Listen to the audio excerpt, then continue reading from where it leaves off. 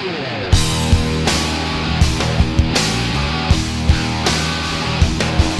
now listening to The Bryan Callen Show with your host, Bryan Callen. Ladies and gentlemen, fantasy football's back.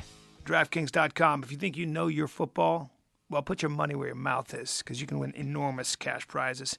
All right, and you get a free entry into the Millionaire Maker event. First place takes home $1 million.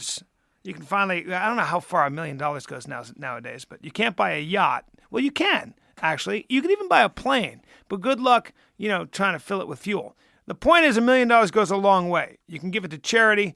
You can buy that Tesla. I'd hire a cook.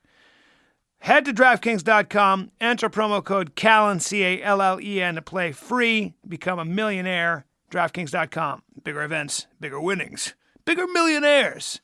Again, my last name, C-A-L-L-E-N, DraftKings.com. Now back to the show.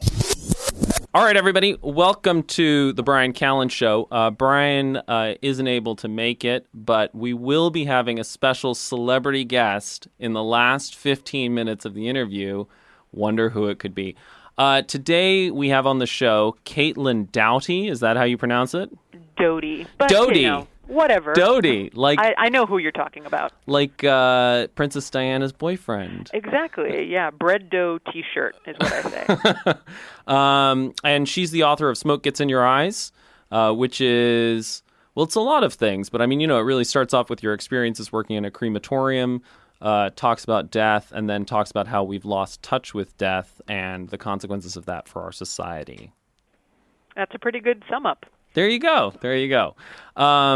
So yeah, I think one of the things that I really enjoyed, just as a writer about the book, is that you do such a good job of starting with sort of like, here's this fun world, let's explore it, let's understand, like all of the crazy things that surround death, and then, really did a nice slow roll into like, oh, and this is not just a fun sensational book, I actually really have a point.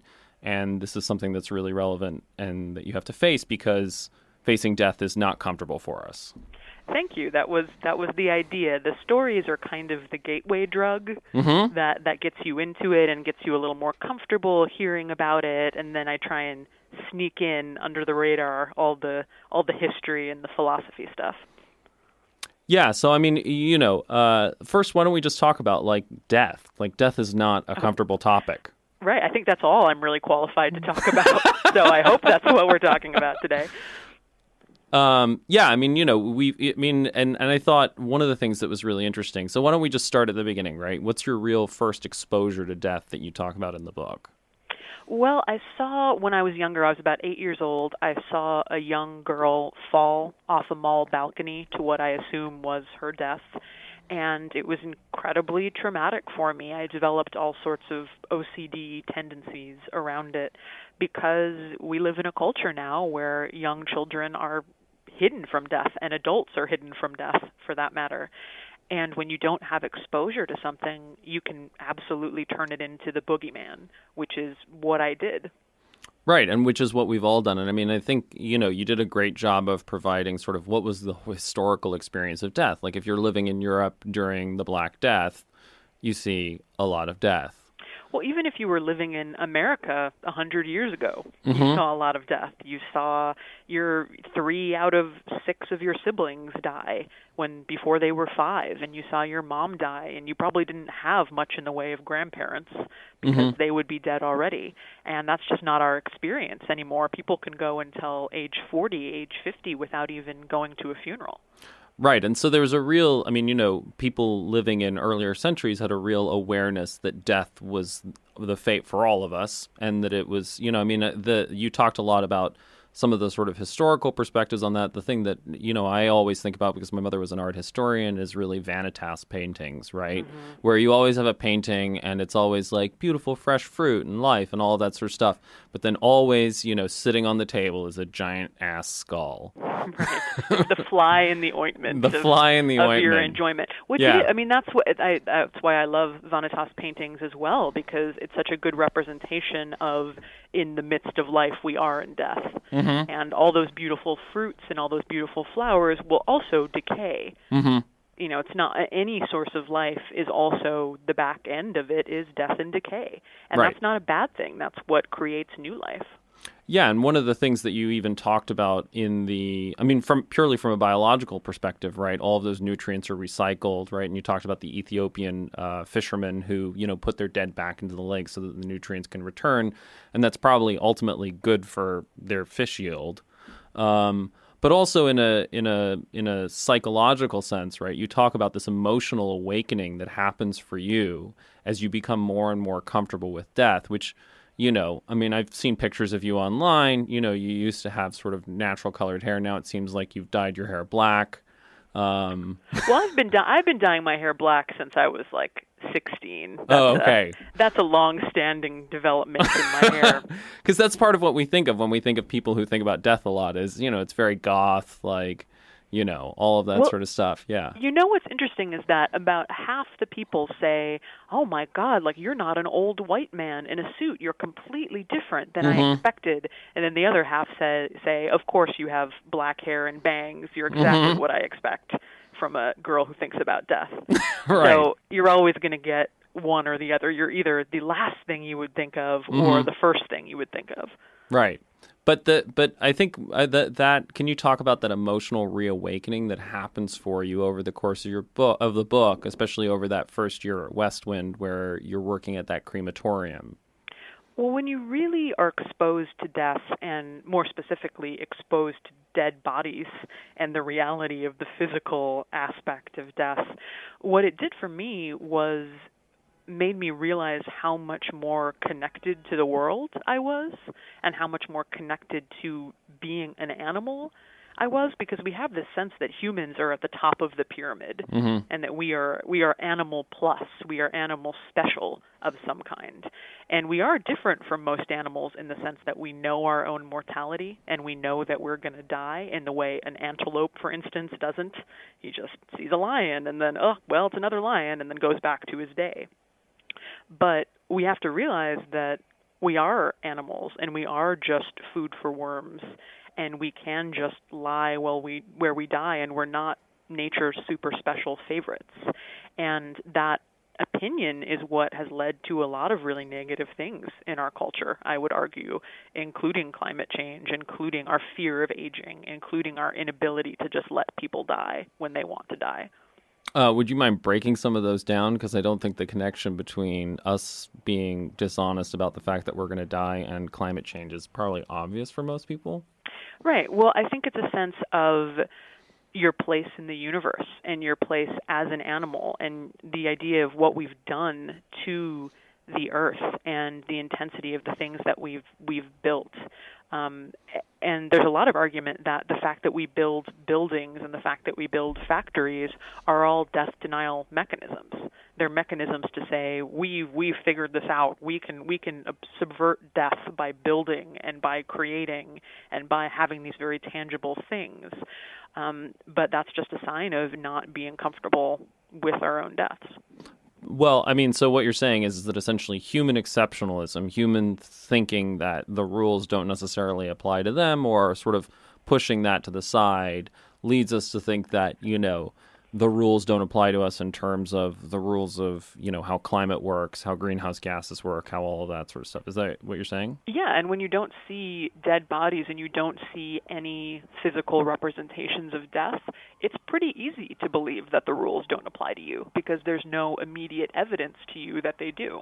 And you're not aware of the fragility of life, the fragility of the ecosystem, all of that stuff. No, and as we continue, even with our dead bodies, we chemically preserve them. We put formaldehyde in them. We smooth out their skin through dermatological fillers post-mortem. We put makeup on them. We don't let them look like dead bodies. We don't make them look like something that is fragile and old and dead, which most dead bodies are. So if we can't even accept that in death, how are we supposed to accept it in our own lives? Yeah. I think part of what you also do is talk about the sort of the benefit of running from death, in the sense that, you talk about going on a date, and, the guy you were on a date with was, really like running from his own mortality and wishes that he could live forever and had become a biologist because of it. But that what he didn't realize was that fear of mortality was a large part of what was driving him to work so hard. So yes, building factories and building skyscrapers and, painting great works of art may be a way to try and cheat death in some sense, but surely humanity and society has benefited from a certain amount of trying to deny death. Absolutely. And there's no, I think that what people should realize is that denial of death, and this is from Ernest Becker, whose book Denial of Death is one of the most fantastic books ever written, in my opinion, with the idea that, yes, all of these great works of humanity are from this secret sense of wanting immortality and wanting to be a hero and wanting to deny death a little bit through a work that continues on. Having children falls into that same category. And it is this drive that, for me, doing this whole project and my advocacy absolutely is driven by an immortality drive, and absolutely is driven by a little bit wanting to deny that once I'm gone, and I will have made no impact. Right. So it's not necessarily trying to say that isn't true. In fact, quite the opposite. It's saying realize that that's true and be a little more self-aware about the role that death is playing in your life and the things that you're doing. Right, so that, you have an appropriate relationship with it rather than just a reactionary relationship with it. Exactly. And if anything, that you can really harness it to, because that's the thing, when you're honest about your feelings, when you're honest about what's going on with then you can really harness those drives to be even more productive. So, maybe your follow-up book is, a business book about how you channel your fear of death, your death drive to I would love to read that book. Yeah, boost fourth quarter profits. Yeah, I would absolutely love to read that book, because those building buildings and having children and creating art, those things aren't bad. Those things are what set humanity apart, and they are humanity and the foundation of humanity in many ways.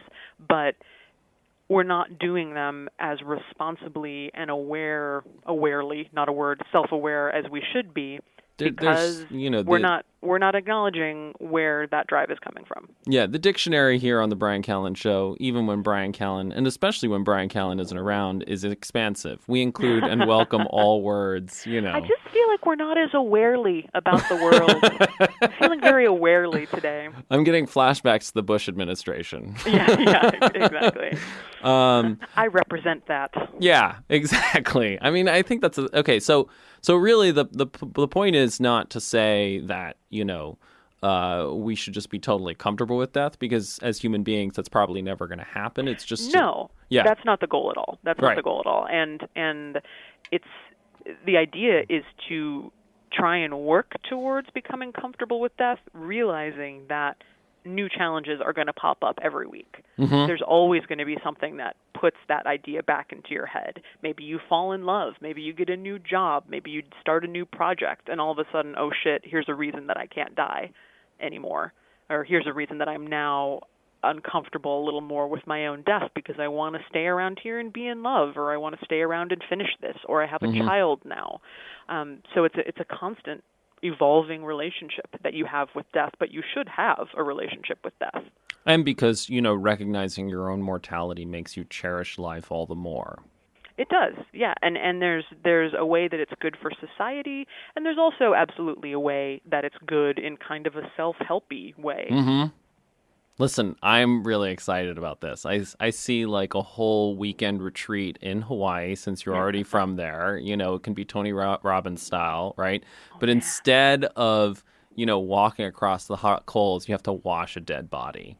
I would love that. I would love to open with like the Tony Robbins beach balls flying through the crowd kind of thing too, and I run out with my little Britney Spears concert headset and just go, "Who is ready to face your mortality?" That's right. And then we go to a lava field and wash a body, and I'm all for it. If anybody would like to fund this, listen, I think it's a 100%. really, really good idea. That's the thing, listen, what is Tony Robbins talking about? He's talking about like unleashing the giant within. Well, guess what? The Sistine Chapel, was not painted because, that he had, unleashed the giant within. No, it was mortality. It was death that drove him to do that. Yep. Hey, you're great. You need to join the movement right now. I'm going to sign you. I'm putting you on the email list. No, I'm really excited. Fantastic. I'm really excited for, there's a whole Reaper theme. Like, there's already such great imagery around death. Like, you can really, there's a lot you can do. But I think, it's all about making that business book. Okay, I'm writing this down as soon as we get off the phone. Good. I mean, in those industries, that's where you need it most, right? That's where we need it, on Wall Street, on in these businesses that have a real effect on the larger world, for better or for worse. Those are the people who really need the kick in the pants about their own mortality. Are you saying that investment bankers aren't emotionally self-aware?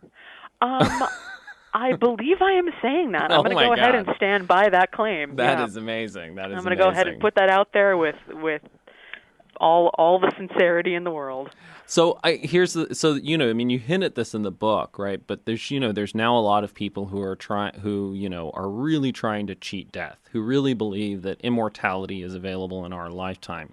We interviewed Aubrey de Grey, who is trying to basically extend human life. Ray Kurzweil, who wrote The Singularity is Near, thinks he's going to live forever. There are a lot of people. I mean, the dreams of immortality are old, but now, rather than being hitched up to the Philosopher's Stone and the elixir of life, they're hitched up to science. That now science is going to make it possible. The human body is just a machine, and we can fix the machine so that it lasts forever. What do you think are the consequences? Let's imagine that they succeed. What do you think are the consequences of that for society?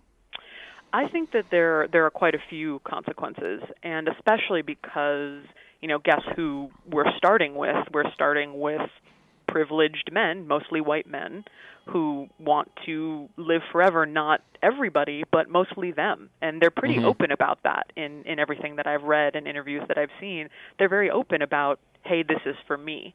I personally want to live forever. I'm not doing this to help children in the third world.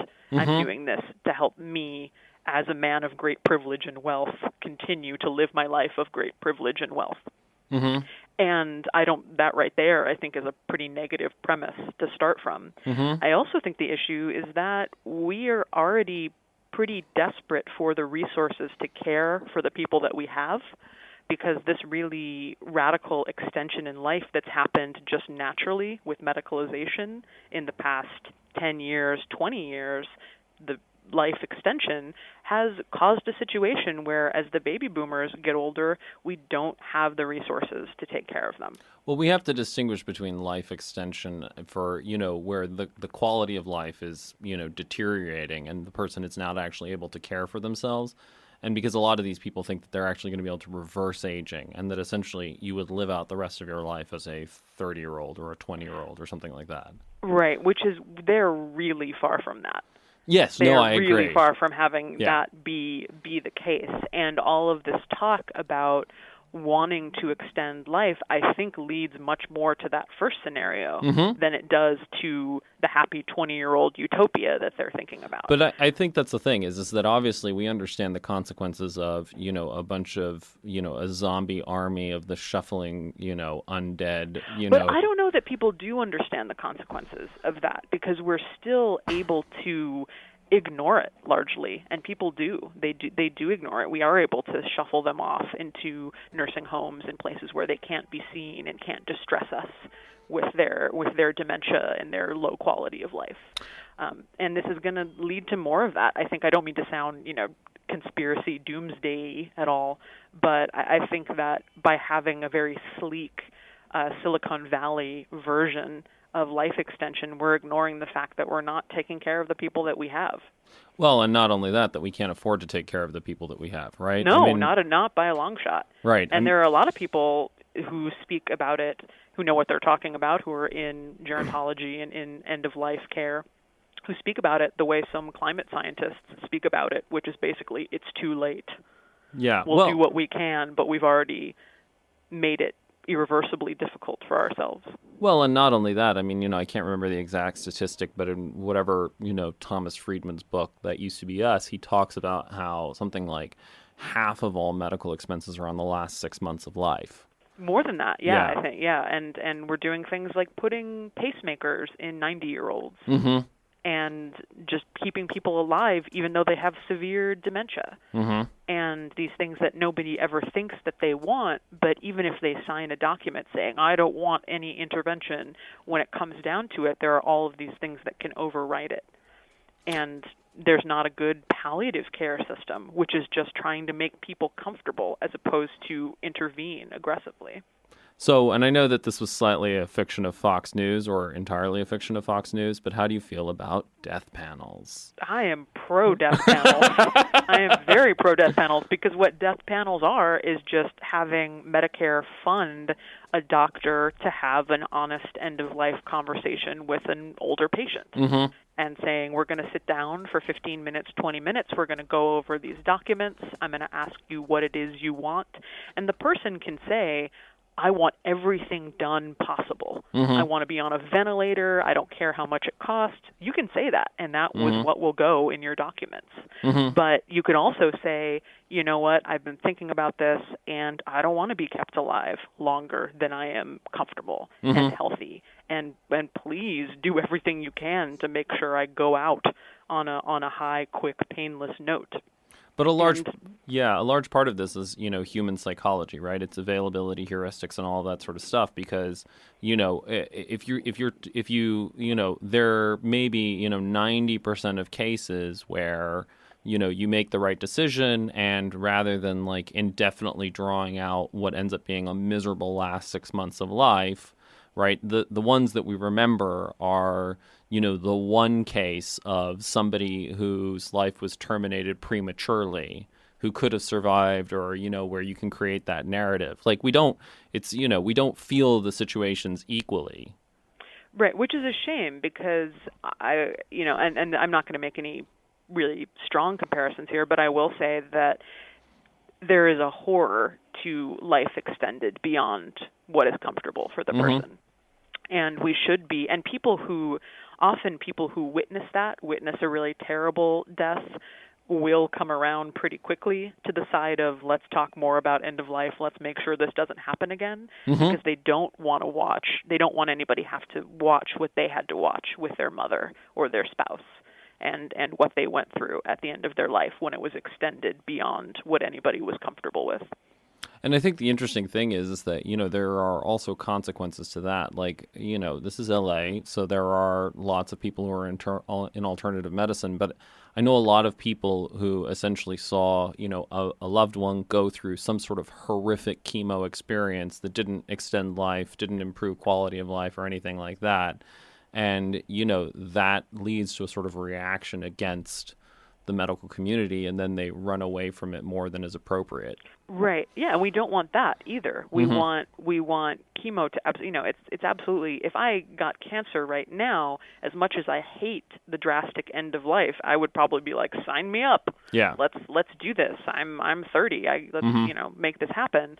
And those should be very available, but I actually spoke to a doctor friend of mine who argued that they're overusing these medical technologies, but at the same time, that's what gets all of these drugs and technologies funded, is the fact that they're being overused. Absolutely. And that's hard, so then if I'm 30, would this technology not be available if it wasn't funded by it being overused in older people?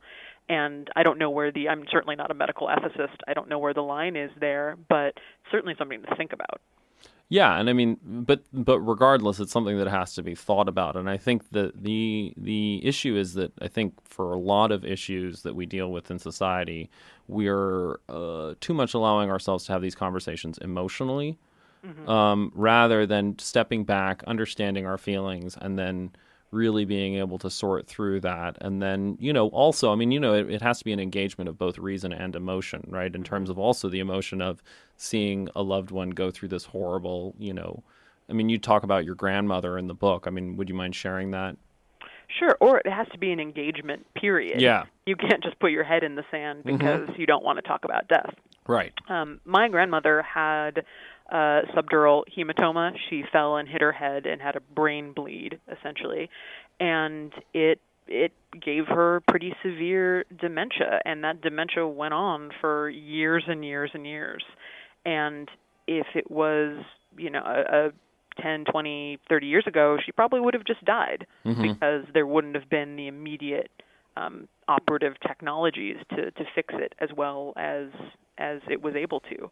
And there were several times that she could have died. She got a really bad infection, and we did everything we could, or my parents did everything they could to save her and just to give her back to her life as full on, completely checked out of the building. Yeah. And she was a very dignified woman in her life, and I doubt that that's what she would have wanted, but I don't know in the medical community if that conversation was even on the table. Mm-hmm. Well, and I mean, that's the thing, just in terms of what your memory of your grandmother is, there are now really like two grandmothers probably in your memory. Absolutely. And my grandfather also had Alzheimer's for many years. So I have the grandparents that I grew up with who lived down the block from me, and then I have the grandparents of my adulthood from 15 on, because my grandfather got Alzheimer's, had it for about 7 years, then died. Then shortly after, my grandmother had this subdural hematoma, and then she had dementia for the next years. So it's basically been, 10, 15 years of them turning into completely different people. Mm-hmm. And I mean, in a certain sense, your memory of them being tainted and, being ruined, essentially. Absolutely, yeah. And there's no argument from my end of they should have died immediately. That's not what I'm saying at all. But there was a lot of medical intervention that happened that if we know for a fact that their mind was totally gone, if something else goes wrong with their heart or with infections or whatever, maybe it's okay to let that take its course. Right. But again, it's again, so much of that is that availability, right? Where we start instantly running to the worst case scenarios of that, where, somebody wants an inheritance. And so, they use that as a justification to not resuscitate or to not treat that or whatever it is. I mean, but I think that so much of it, again, is it's awareness of death, it's awareness of all of these things, but it's also awareness of our own psychology.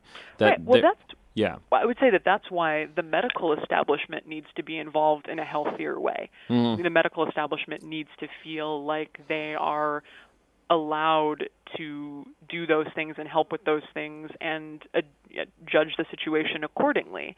And if they feel like there's something untoward or the person has dementia and the family is doing something for, not the greatest reason, being able to deal with that on a case-by-case basis and not having it be universally we have to intervene because our own failure is such a fear for us. One of the things that Bryan and I also talked about with your book, which I thought was really interesting, is, essentially you talk about certain rituals that human cultures have had for a very long time that we've now stripped away, right? Like washing the body before it's buried or burned or whatever it may be, right? The process of the laying out of the body so that, people sit with the body. And now, usually, like all sort of historical rituals, they at the time were justified in the only terms that people could justify them, thousands of years ago, which was something superstitious, right? That process, over those 3 days, the soul leaves the body or whatever it may be. And now we understand the superstitious part of that, and so throw out the ritual, right? But what we don't understand is that there may have actually been real psychological and emotional benefits to that ritual, that in throwing out that ritual, we have now left ourselves without the tools to be able to properly grieve and deal with the death. I think that's a really excellent characterization of it. We are increasingly secular. We know that. We have the data for it. And people who have a really intense religious understanding of death, they believe the soul is going a certain place, they believe the body has meaning, they believe the wake has meaning, they know how to grieve. That's fantastic. They have all of that on lock. Carry on as you were. But for people who are secular or a-religious or just vaguely spiritual, there needs to be something, because we're built for community and we're built for ritual. And even if we detach that from religion, there's still a need to transition somehow to make that really tangible. This person who is a very big part of your life is no longer a part of your life. They're gone. And just having the body disappear or go be cremated and nobody sees it and maybe the ashes come back to you at a certain time, that's not ritual. So I think it's absolutely possible to divorce ritual from religion. Also, that's the other thing too. I mean, have you ever read the work of Jonathan Haidt? I haven't, no. You might really enjoy his stuff, and I mean, he would also probably be able to point you in the direction. But it seems to me that, there probably should be research done on an empirical and scientific basis about, what are the psychological benefits of some of these rituals? What, like, if you had a control group that didn't wash the body and then compared it to a control group that did, like, how are they then 6 months out?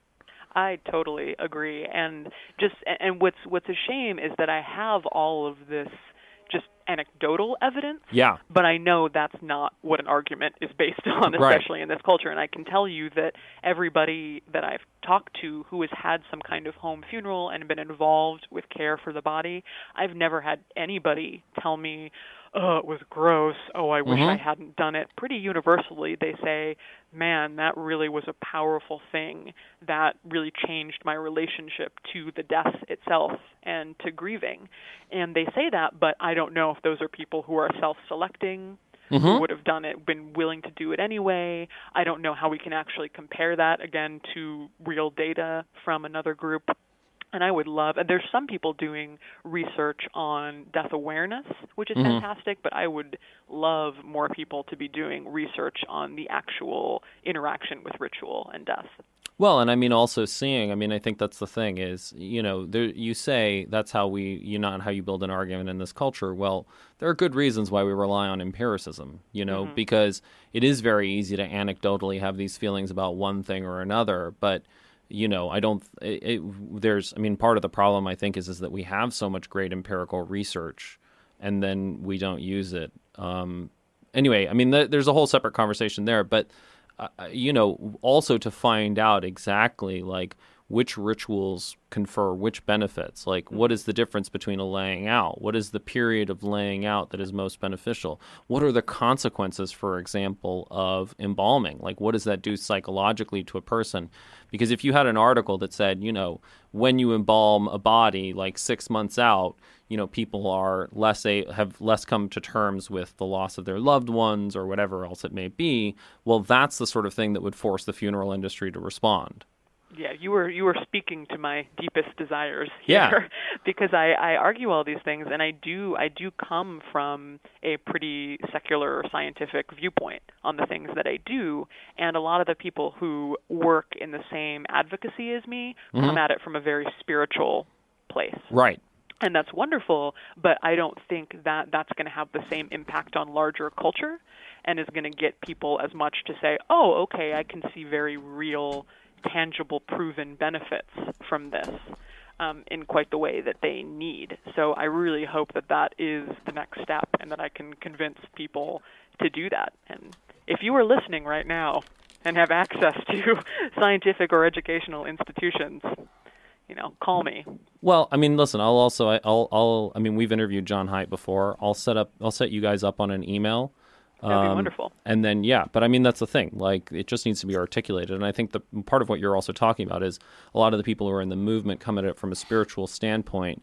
And just from an anthropological standpoint, as soon as people start talking about energy and, the soul chakras. And all that, and chakras and whatever, the medical community is not going to listen. So you have to, have it in the terms that they understand. And I don't want to alienate those people because they're doing incredible work. But from my perspective, I think that the very basic act of interacting with the body and having it the home, you can have that in a very secular way, and then you could also paste anything on top of that religiously or culturally that you wanted to. But the template should be essentially a-religious.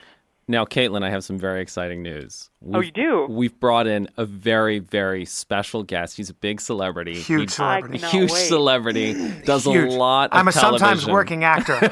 I have very small parts in huge films like The Hangover and Hangover 2. Oh, my God. It's Bryan Callen. Ladies and gentlemen, Bryan Callen. Bryan Callen on The Bryan Callen Show. Callen. Oh, my God. God, I can't believe this. This is incredible. I know. My voice is rather hypnotic, so. You can't. I'm crying a little bit right now. One tear traipsing down your cheek. That's what I like to hear. Caitlin, I loved your book. Thank you. Can I call you Caitlin? You can very much call me Caitlin. Yes. Do you pronounce your last name Doughty? Yes. I fucked it up. You Your got it partner right. in crime did not get that correct on the first try. Damn it, I Hunter. have to call him out for that, but you nailed it. Caitlin Doughty.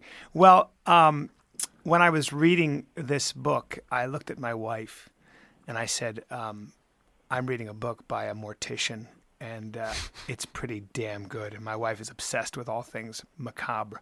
And she goes, I can't read that book. I go, oh, you can, and you will. And so I like the creepy, serious voice you use here, too. That's how you get people to do things. I know. And she was she kept dying for me to say, it's not that good. And every time I'd get to, she'd see me like I'm halfway through, and she was like, well, and I was like, it gets better. Just teasing her, just dangling a piece of meat in front of a dog. So it's in her hand as we speak. I've never read a book like this, and I don't know. You write so well, which I'm sure you never get tired of hearing, because I think this is your first book. Am I right? It is. Yeah. No, that's great news. Thank you. Well, it is. You're an excellent writer, because I guess you have this ability to put. I feel like as the reader, I identify with you so strongly. It just, the way you kind of talk about crying for no reason, just hunched over your 13th century, the books on 13th century France and things like that, and just being obsessed or just interested, at least in that period, medieval Europe, and what went on back then. And trying to find a job, all those things that you kind of made it very, very personal. And the idea is kind of that I can be your person who's holding your hand through this. And I was a complete, I had no idea what I was doing. I was derping around. I was messing up. I was too emotionally involved. And that all of those reactions when you first start dealing with death are totally normal.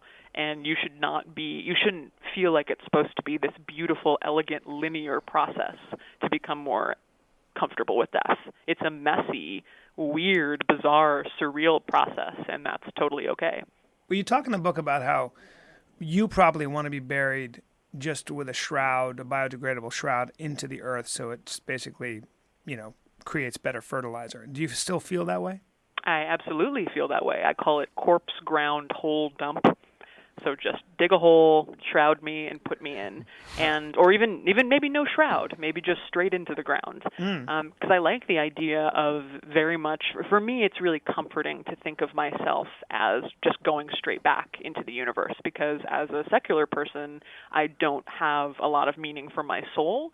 So the only meaning I derive is the idea of biologically my body being useful, my atoms being shot back out into the universe and having some sort of purpose beyond me. Would you want a tombstone or not? No, I don't think so. I like the idea of my body disappearing, but disappearing in a way that it's a beautiful landscape. So if my friends and family want to come and sit by the tree near my grave, or want to just sit in this lovely surrounding as a park, they could certainly do that.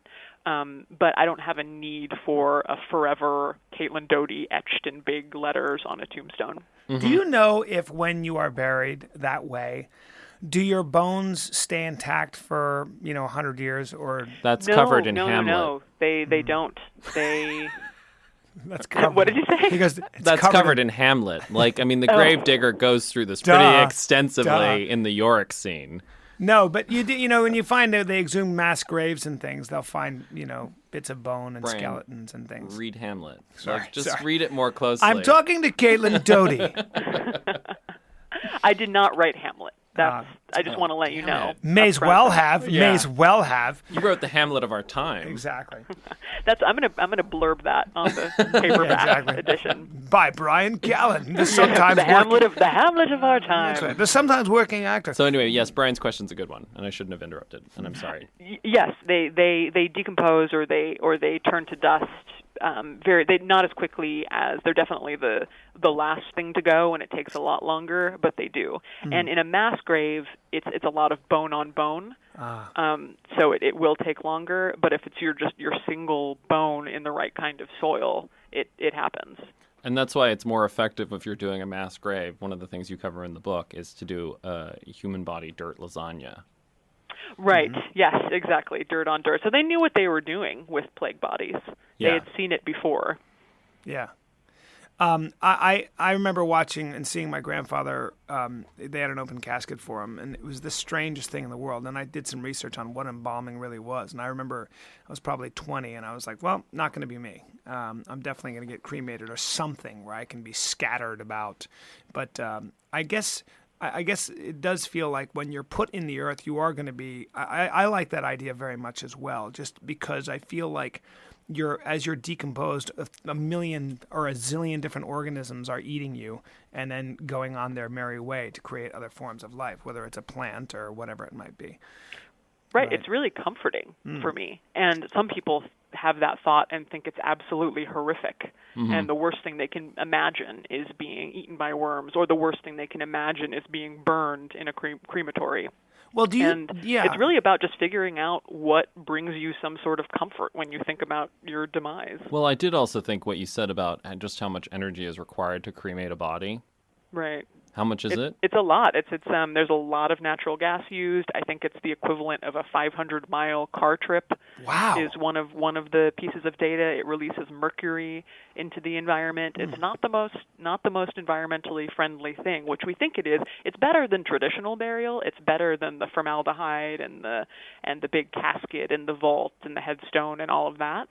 But it's not as good as just opening a hole in the ground. I really appreciated how dignified, or at least how you, especially with the babies, when you would unwrap them from the blue plastic to look at them, because you felt like you needed to look at them to at least acknowledge that they were human and that they had been here, or maybe not, but they were little creatures, that little human beings, and you were kind of giving them, I guess, in some way, in the best way you could, a voice or some recognition. I wonder if, as you saw all these different people come in, and usually you would find out how they died, or sometimes you wouldn't, did it get you thinking about how you would want to die? Absolutely. And it made me think that I didn't want to just go to some random funeral home worker, because that's what I could have as much respect as I wanted for these babies and for these people who had died, but that I still wasn't their family. I still wasn't someone who had an emotional relationship with them. So to have it just be me with them when they died never really seemed quite right to me. Yeah. So definitely made me think that I hope that when I die, it's not some random guy hosing me off in the mortuary, that it's my family. Did you find, and do you find, having worked with bodies and seeing how, just democratic death is, no matter what you do in your life, he's coming for all of us, and you talk about that in the book. Did you find at times a sense of malaise, or sort of what's the point of it all anyway? We're all going to end up here, so why try? Did you ever have to battle that kind of stuff? Yes, absolutely. I'm actually being called because they're The radio interview. Need me. I'm doing a radio interview. Go do your thing. Be a big star. Be a big star. Caitlin Doughty. I'm just really for today. I'm overscheduled. This was such fabulous questions, though. Thank you so much. Well, we love the book, and we will push it on our website. And anytime you want to come back when things have cooled down, we're here. Yes, absolutely. Yeah, I really enjoyed that conversation. Thank you so much. Thank you, and go do your thing. Have me. a great interview, and we will continue to talk about your book and you as right now. Thank you so much, guys. I hope that was an okay place to edit it. Perfect. Edit me Perfect. It was great. We're going to record you, all guys. of this. This will be part of the I outtakes. can't wait to share it. Thank you. Take care. Thanks, Caitlin. Bye. Well, ladies and gentlemen, there it was. I think I really brought the interview. You did actually. Like, it was amazing. I was just watching you and being like, Yeah. God, he's so good. Yeah. It really gives me something to aspire to. Well, I've heard a lot of people say that the minute I show up and I start speaking into the mic, a lot of people say, you know what, Bri? I realize everything's going to be okay. That's kind of what they do. Women tend to ovulate. I've heard that. I don't want to. It's just that apparently my voice causes all kinds of hormonal reactions in both men and women. Bryan, is it true that you're starting a fertility clinic where you just come in and speak to the woman's womb and then she ovulates a lot? Well, I was doing a show in Irvine. I'll answer that question this way, and I was sweating a lot. I sweat when I'm on stage because I give 110%. I give 110% when I'm on stage. I like to give it to my audience. I give it hard. And I had to reach down my front row, and I stole a woman's napkin, and I dabbed my man juice off, and I put it on her table, and I said, "Careful now, you touch that, you might get pregnant." And apparently the audience thought that was funny. I was being dead serious. I don't know why suddenly I'm talking this way. We were just having a conversation about death, and now I'm suddenly, I almost sound like the Marlboro Man or something. My voice, sound like I'm from the West. All right, kids. This has been Bryan Callen and Hunter Motz. My thanks to Mike Casantini, who's producing this right now and watching our voices kind of graphed across the computer. That's all for now. Bye-bye. You've been listening to The Bryan Callen Show with Bryan Callen. Be sure to like him on Facebook. Just search for Bryan Callen Comedy. And follow him on Twitter. Just search for @Bryan Callen. You can also find him online by visiting his website. Just go to bryancallen.com. Until next time, bye-bye.